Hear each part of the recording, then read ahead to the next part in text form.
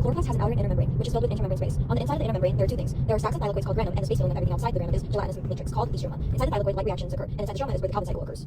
The first step of photosynthesis is the light reactions. During the light reactions, particles of light from the sun, which are called photons, are absorbed by small organic molecules and proteins in the membrane of the thylakoids called photosystems. There are two photosystems in the membrane. The first photosystem is called photosystem 2. A photon of light hits a pigment molecule in this photosystem and energizes the electron in that molecule. This energy then bounces around to other pigment molecules, moving until it hits the electron acceptor. When the electron acceptor receives an electron, it sends off one of its two electrons to the next photosystem, called photosystem 1, which creates ATP on its way down the electron transfer chain. To replace the lost electron, a separate water molecule is split into two electrons and two positively charged hydrogen ions and one oxygen atom. This oxygen atom quickly pairs up with another oxygen atom to create O2 as the process continues. In photosystem 1, the electron energizes a pigment molecule and the process repeats until it hits an electron acceptor, which then sends the electron down another electron transport chain to make NADPH. The leftover hydrogen ions are over here will pass through a gradient which powers another protein called ATP synthase, which creates more ATP. This ATP and NADPH head over to the Calvin cycle and the stroma. For the first step of the Calvin cycle to commence, there must be a CO2 molecule. The CO2 enters the Calvin cycle and is then fixed, reduced, and regenerated. How does this happen? Well, each CO2 molecule enters and attaches to a 5-carbon sugar. This molecule then reacts with an enzyme called Rubisco, which then transforms into a 6-carbon intermediate that immediately splits in half due to being unstable. These two molecules are called PGA, ATP molecules and phosphate groups, which produces ATP. Then NADPH adds 2 electrons and reduces to NADP+, and also removes phosphate groups from the current molecule, which is then reduced to 2 G3P molecules. G3P is a sugar that stores energy. This process repeats 2 more times, and one of the 6 total G3P molecules is then released and later used to synthesize glucose. The other 5 molecules are then regenerated in the cycle, hence the name Calvin cycle. The ADP and ADP+ byproducts are then sent back to the photosystems in the light reactions to repeat the process of photosynthesis. The first step is glycolysis. We start off with glucose that is trying to get to the cell membrane in the mitochondria, but it cannot go through because the lipids in the membrane repel the glucose.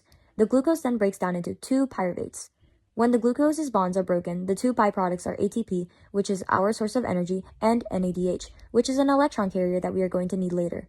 The pyruvates can easily go through the mitochondria's membrane and into the cytoplasm. The second step is pyruvate oxidation. Once the pyruvate is in the cytoplasm of the mitochondria, it has to start breaking down in order to be able to give us energy. The pyruvates break down into acetyl-CoA and has byproducts that are NADH, which is an electron carrier, and carbon dioxide. The acetyl-CoA then goes further into the mitochondria to break down even more to give us the energy that we need. The third step is called Krebs cycle, or the citric acid cycle. Acetyl-CoA is a 6-carbon molecule, and that molecule has to be broken down in order to give us the energy that we need to power the last step. ADP comes in and turns into ATP, and a byproduct is also carbon dioxide. This is able to happen because the energy that is stored between the bonds of the 6-carbon molecule are released when it is broken down. NAD+ also comes in and turns into NADH, while also making a byproduct of carbon dioxide. And lastly, FAD comes in and is able to turn into FADH2. These electron carriers and the ATP are all going to go over to the next step, which is the electron transport chain. The electron transport chain happens in the cytoplasm and in the intramembranous space of the mitochondria. Electron carriers like NADH come up, give the protein their electrons, which allows them to turn into NAD+, which makes them go all the way back to the Krebs cycle in order to grab another electron.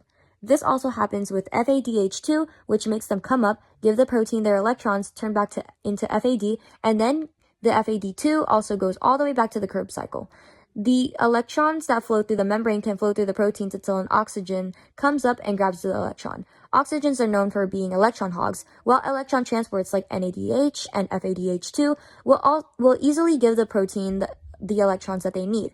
The oxygen then turns into water, or H2O, because of the hydrogens wanting to attach to the oxygen.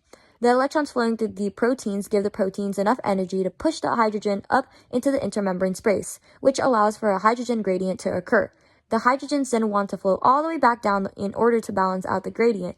When they flow through the protein, they also go into an enzyme called ATP synthase. The ATP synthase uses the flow of the hydrogens in order to create ATP, which we need to function our entire body.